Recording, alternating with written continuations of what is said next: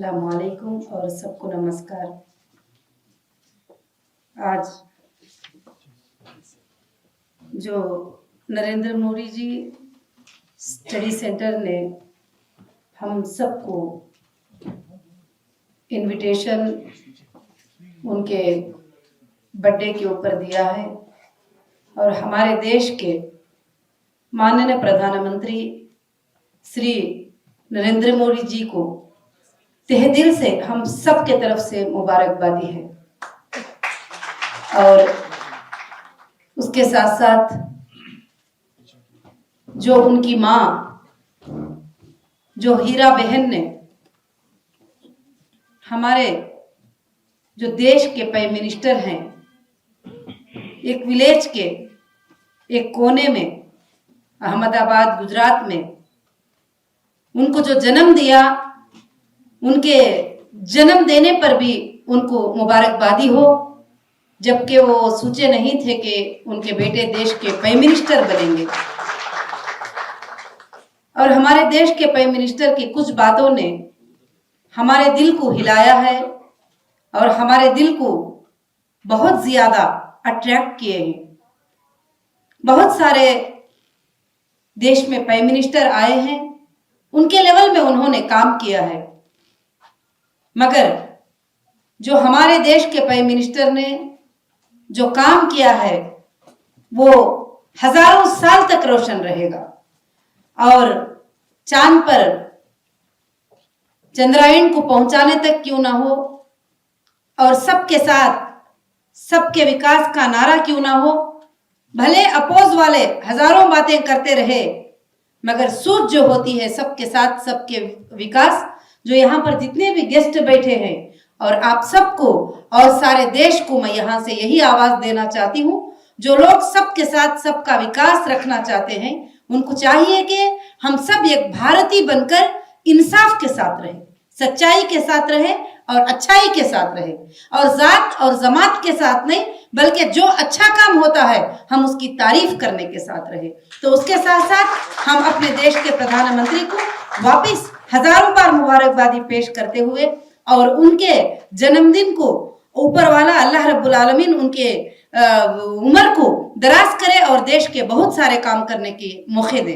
उसके साथ साथ उनकी और एक बात भी बहुत मेरे दिल को छू गई थी।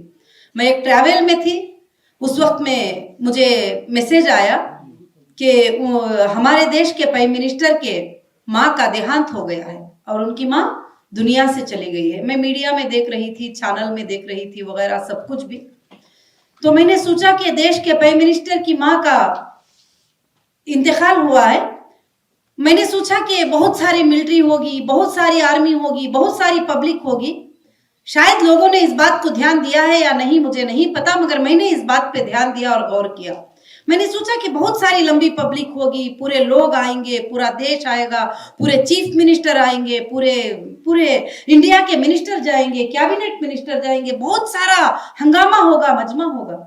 मगर हमारे देश के प्राइम मिनिस्टर की जो सोच थी वो बहुत अच्छी सोच थी। जब उनका पर्सनल लेवल आता है तो उन्होंने कहीं भी जो है पब्लिक मनी को यूज नहीं किया और पब्लिक मनी को खर्च नहीं किया, और खर्च होने से उन्होंने बचाया। और मैंने देखा कि उस वक्त जब देखते हैं तो उनकी माँ का जब देहांत हुआ है और आखिर वक्त में उनके जो आखिर के वो जो ये होते हैं वो इतनी सादगी से थे, जो बहुत कम लोग बहुत सादगी से वो साथ में गए और उसी दिन उनका पूरा वो जो अंतिम संस्कार था, जो भी थे रस्म रिवाज, वो सब कुछ उन्होंने कर दिया और आकर मीटिंग में शिरकत कर लिए। और ये मैं न्यूज में देख रही थी, तो मैंने ये किसी को आज तक शायद मैं किसी को अपने आसपास वालों को भी ये बात नहीं बताई, क्योंकि आपको मालूम है कि कुछ बातें बोलते हैं तो लोग कुछ अलग बोलते हैं, कुछ अलग बोलते हैं। मगर आज उनका जन्मदिन था तो मेरे दिल में ये बात रही नहीं गई कि मैं उस दिन वो बात को देखी तो मेरे आंखों में आंसू आ गए और मुझे लगा कि ये सच में देश का प्रेम करने वाले हैं, ये सच में देश के पैसे को बचाने वाले हैं,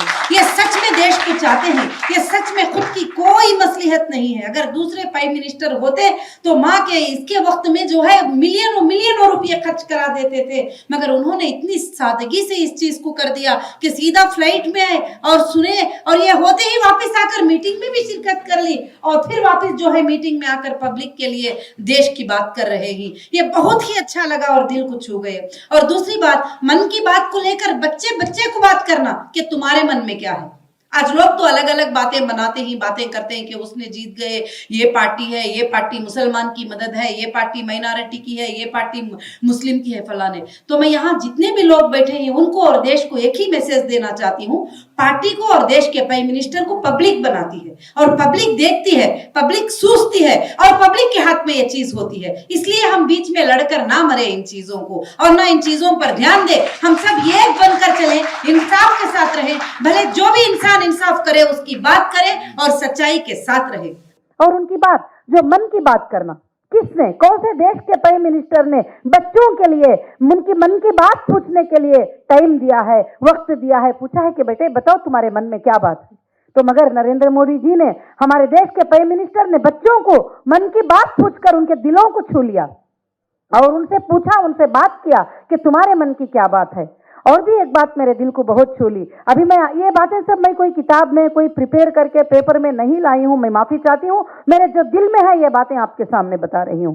और मैंने देख रही थी, क्योंकि मुझे भी पहले पहले जब सुनते थे, अपने लोग कुछ कहते थे तो कुछ बातें सोचने पर मजबूर करते थे, मगर जब प्रैक्टिकल देखा गए तो ऐसे वंडरफुल इंसान, ऐसे वंडरफुल प्राइम मिनिस्टर आज तक देश में नहीं आए थे, ना आएंगे मेरे ख्याल से, जो इस तरह के देश के प्राइम मिनिस्टर हैं नरेंद्र मोदी जी।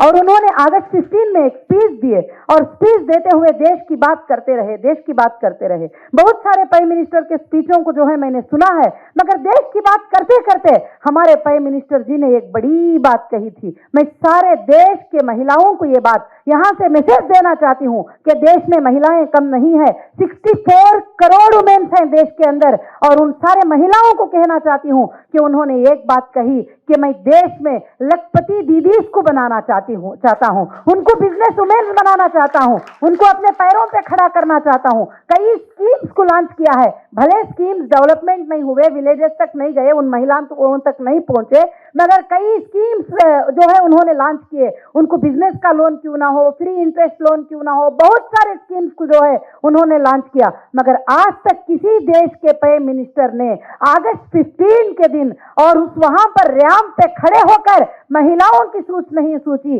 बल्कि महिलाओं के लिए उन्होंने कहा कि मैं लखपति दीदीज को बनाऊंगा। तो ये बात तो मेरे दिल को छू गई है। उस दिन तो मेरे आंखों में आंसू निकल चुके थे। मैं इससे ज्यादा कुछ नहीं कहना चाहती हूं, क्योंकि बहुत सारे लोगों को बात करना है, मगर मैं एक ही बात कहना चाहती हूं कि हम सबको मिलजुल कर इंसाफ के साथ देश में रहना है। जहां इंसाफ होती है हम उसके साथ रहना है। अरे भाई, कोई छोटा गलाटा होता है, छोटी लड़ाई होती है, एग्जाम्पल वहां पर कुछ हो गया, 2-3 लोगों की लड़ाई हो गई और वहां पर मणिपुर में कुछ हो गया तो पूरे संघ को बुरा कहना, ये बड़ी गलत बात है। आप अपने घर में 4 बच्चे पैदा होते हैं, 4 बच्चों को संभाल नहीं पाते। एक बेटा चोर बनता है, एक बेटा मुफ्ती बनता है, एक बेटा मौलवी बनता है, एक बेटा जो है अच्छा बड़ा समझदार बन जाता है। जब 4 बच्चों को नहीं संभाल पाते हैं, जब किसी कोने में कुछ बात हो जाती है तो हम सारे संघ को बुरा कहते हैं। मगर मैं इसके लिए नहीं बोलना चाहती हूं कि मैं किसी की फेवर कर रही हूं। आप जस्टिस फॉर ह्यूमैनिटी के लिए काम करें और सबके लिए इंसाफ से सोचें, अपने ऊपर सोचें। सबसे पहले